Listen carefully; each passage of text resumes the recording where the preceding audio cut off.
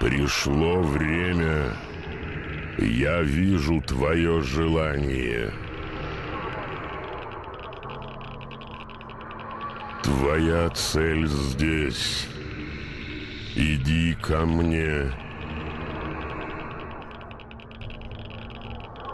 Путь завершен, человек. Иди ко мне. Atmosphere. This is the term that I hear most often when listening about Stalker. And true enough, the team at GSC Game World has built something as memorable as it is gloomy. But I find myself thinking about the additional layer of bleakness which my friends and I felt while playing the game, inseparable from our unique experience, that is life during the twilight of communism. The system of fantastical ambitions and grandiose illusions sustained through mass murder, brute force and brainwashing came to an end, and those of us who experienced the ruin it left behind understood deeply the dread of abandoned and broken industrial complexes. We felt every heartbeat of each stalker brave enough to explore the tunnels and bunkers which ran deep like a sinister bloodstream of our societies, having done it ourselves in our childish curiosity and stupidity. We knew how it felt to be pressured by forces beyond our control but financed by the sweat of our brows. We knew what it meant to have your state as your enemy and to be powerless to do anything about it. In this sense, Stalker came as catharsis, an emotional release which perfectly captured the pressure of scattered thoughts and insecurities centered around the nature of the system we were finally freed from. And through this process, it managed to expand on the topic, introducing even wider existential questions on meaning and human nature, on our place in the world around us. It combined deep symbolism with sometimes clear, sometimes vague references to phenomenal pieces of art or thought. So, sit back, relax, and enjoy this journey through the hidden depths of Stalker. The first parallel anyone will draw naturally leads to the movie of the same name created by Andrei Tarkovsky, not only because of the title but also in relation to the concept of the zone. However, this idea does not originate from the work of the Russian cinematic giant, but from the equally magnificent written work of Arkady and Boris Strugatsky, the novel Roadside Picnic. The Strugatskys also contributed to the screenplay for the film. What connects these pieces of art, but is also present in the game, albeit less overtly, is the exploration of meaning, self-awareness, and humanity's place in the universe, although with certain differences. In that regard, I'd say that the film focuses on the individual's role in the world around him and his relationship with personal desires and the purpose forged through the struggle for their fulfillment. The book, on the other hand, offers a more explicit anti-anthropocentrism epitomized by Dr. Pillman's paradigm, which aligns with the novel's title. Humanity's insignificance compared to the potential intelligence inhabiting the vastness of the cosmos, coupled with our inability to decipher its nature, customs, or technology, is intertwined with the individual's incapacity to provide a meaningful answer to the question of their own nature, or to understand and accept the logic of the human societies of which he is an integral part, no matter how alienated he might feel. Thus, the novel is a blend of anti-humanism and epistemological despair, or at least anxiety, facing the unfathomable depth of the universe. The game, however, takes this a step further by introducing two additional concepts into its narrative: the monolith and the noosphere. This expands the story beyond what has previously been covered in analysis of the game, at least as far as I am aware. Here, we also find influences from 2001, A Space Odyssey, the ideas of Pierre Teilhard de Chardin, Vladimir Vernadsky, and Konstantin Tsiolkovsky, the content of the novel The Doomed City, and the interpretations of the history and character of the Soviet Union and communism in general. Let us delve into this thesis.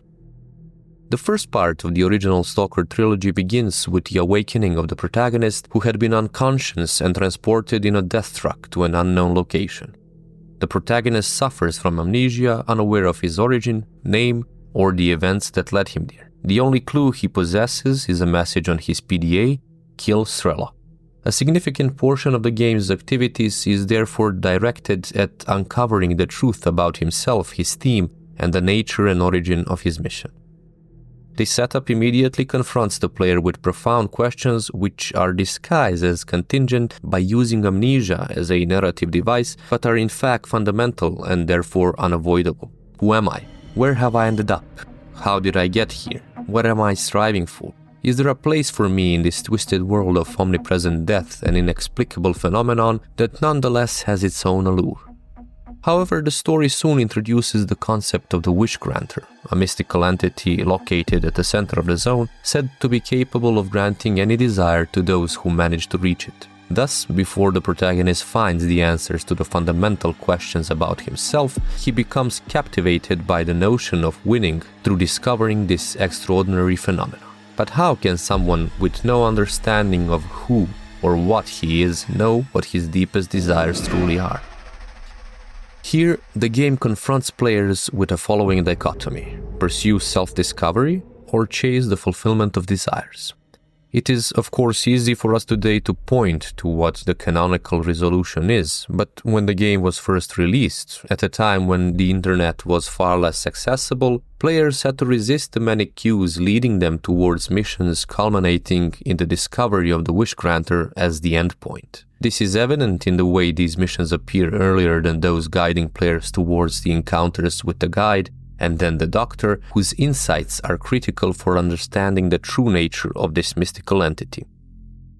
To make things more intriguing and confusing, the encounter with the guide itself is presented without voice acting, which could easily mislead players into thinking it's an optional task meant for gathering experience and resources, rather than being essential to the story's progression.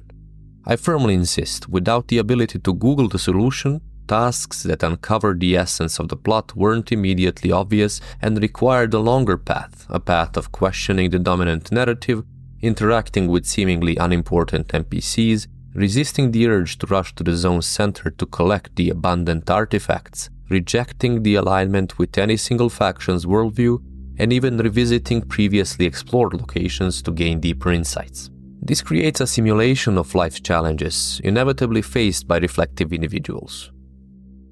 The concept of the Wish Granter itself is presented in a specific form. From the beginning, we are told it is a monolith, while the room fulfilled this role in the movie and the Golden Sphere in the book.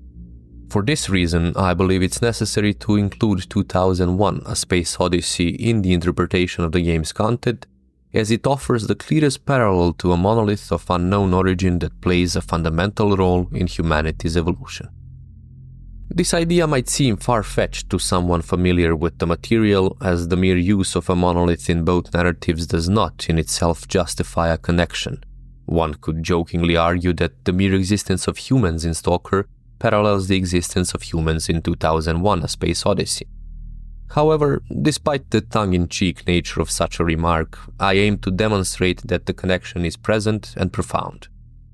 For those interested in more superficial but obvious points of contact, I would highlight the existence of Stalker's project documentation, version 1.4 from April 2002, in which the monolith is referred to as the Black Monolith, an entity of extraterrestrial origin created billions of years ago by unknown beings.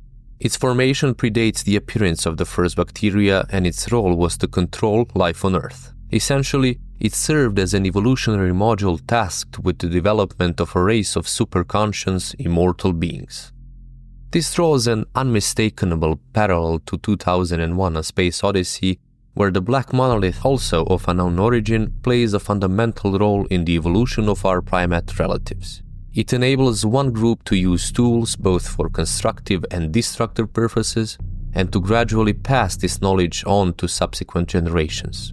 The evolutionary nature of this is most famously illustrated by the iconic transition from the shot of a bone being thrown into the air to the shot of a spaceship floating in the void of space.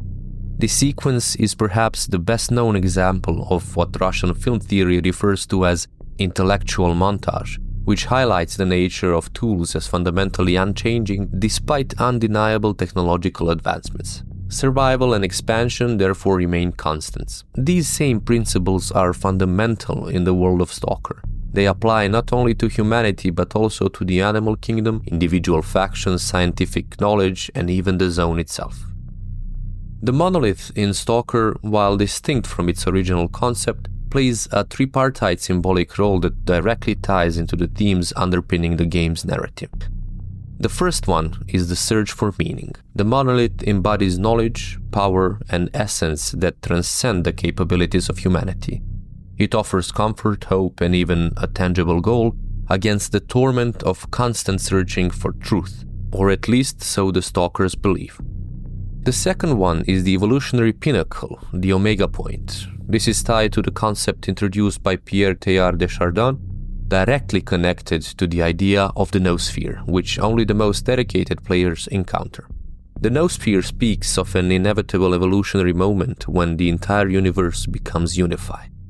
The third aspect pertains to the issue of epistemological arrogance. Here, the monolith, both mesmerizing and forewarning, dominates the epicenter of one of the greatest catastrophes of the past, namely the 1986 meltdown of nuclear reactor number 4 of the Chernobyl power plant. At the same time, it serves as the focal point of the greatest disaster of the future within the fantasy world of the video game and from the perspective of the time in which it was created, namely the second calamity of unknown origin and the emergence of the zone in 2006.